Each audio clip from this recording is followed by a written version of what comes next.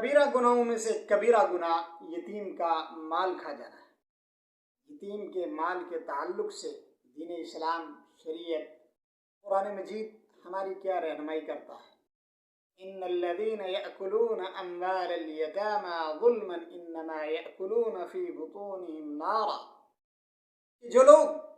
یتیموں کا مال ظلمن کھا جاتے ہیں، وہ مال نہیں کھاتے، جائیداد نہیں کھاتے، وہ پیسہ نہیں کھاتے، انما یأکلون فی بطونہم نارا، وہ اپنے پیٹوں میں آگ بھر رہے ہوتے ہیں۔ ہمارے معاشرے کے اندر، ہماری سوسائٹی کے اندر ہم نے دیکھا ہے، اگر کوئی بچہ ہے اس کا یا بچی ہو، والد انتقال کر جائے، اس کا چچا، اس کا خالو،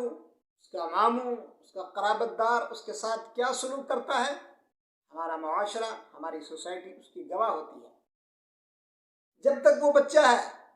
تب تک تو اس کا مال ظلمن کھایا ہی جاتا ہے، اس سے فائدہ اٹھایا ہی جاتا ہے، اس کی زمین ہڑپ کر لی جاتی ہے، اس کا گھر استعمال کرتے کرتے اس کو تباہ و برباد کر کے یہاں تک کہ اکھاڑ کر بیچ دیا جاتا ہے۔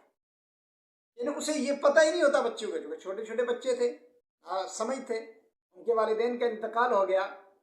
اسے یہ پتہ ہی نہیں کہ میری زمین کتنی تھی، میری جائیداد کتنی تھی، میرے باپ کے پاس پیسہ کتنا تھا، اس کے پاس کیا دنیاوی خزانے تھے۔ اب جب وہ کچھ بڑا ہو جاتا ہے، اگر رول کھل کے پل بھی جائے، اول تو ایسا ہوتا ہی نہیں، چونکہ یتیمی کی زندگی ایسی ہے کہ اسے اسی یتیمی کی زندگی کے اندر بچپن گزارتے گزارتے ہی چلے جاتے ہیں۔ اور تعجب والا تعجب ہے، ہم نے معاشرے کے اندر، سوسائٹی کے اندر ایسے لوگ بھی دیکھے ہیں کہ بڑے بھی ہو گئے، بالغ بھی ہو گئے، ان کی شادیاں تک نہیں ہونے دی رشتہ داروں نے، قرابت داروں نے، اور اچانک جوانی میں ان کی موت ہو گئی، چونکہ بیچارے دھکے کھاتے رہے،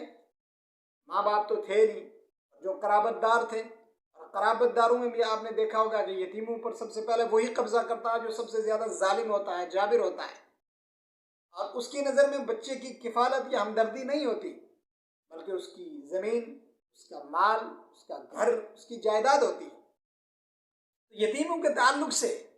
دین اسلام ہماری رہنمائی کرتا ہے کہ ان کے مال کو امانت سمجھتے ہوئے ایک ایک پیسہ، ایک ایک تن کا حفاظت سے رکھیں اور ان کی کفالت کریں۔ چنانچہ اسلام کی آمد سے قبل یتیموں کے تعلق سے جس طرح کا رویہ روا رکھا جاتا تھا، اگر بچیاں ہوتی ان سے نکاح کر لیا جاتا، ان کی کہیں شادی کروا دی جاتی، انہیں بیچ دیا جاتا، بچوں کو اسی طرح تباہ و برباد کر دیا جاتا۔ اسلام نے آتے ہی جہاں مردوں کے حقوق بیان کیے، عورتوں کے حقوق بیان کیے، پڑوسیوں کے حقوق بیان کیے، یہاں تک کہ باندیوں اور غلاموں کے حقوق بیان کیے، قرآن مجید کے اندر اللہ رب العالمین نے یتیموں کے حقوق کو بھی بیان فرمایا۔ یتیموں کے تعلق سے دین اسلام کی تعلیم یہ ہے کہ اگر آپ کے معاشرے کے اندر، آپ کے بھائی یا کہیں بھی آپ کے قرابت داروں میں کوئی یتیم آپ کو مل جائے تو آپ کیا کریں؟ اگر آپ اس کے سر پہ ہاتھ رکھتے ہیں،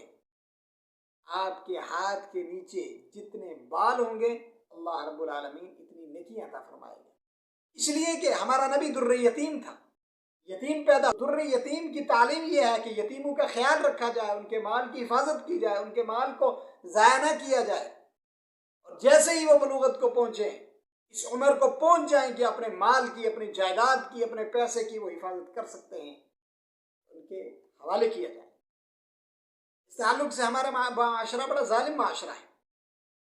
یتیموں کے ساتھ کیسا سلوک رکھتا ہے؟ یتیم روتے ہیں، بلکتے ہیں، ان کی زندگیاں تباہ ہوتی ہیں، برباد ہوتی ہیں،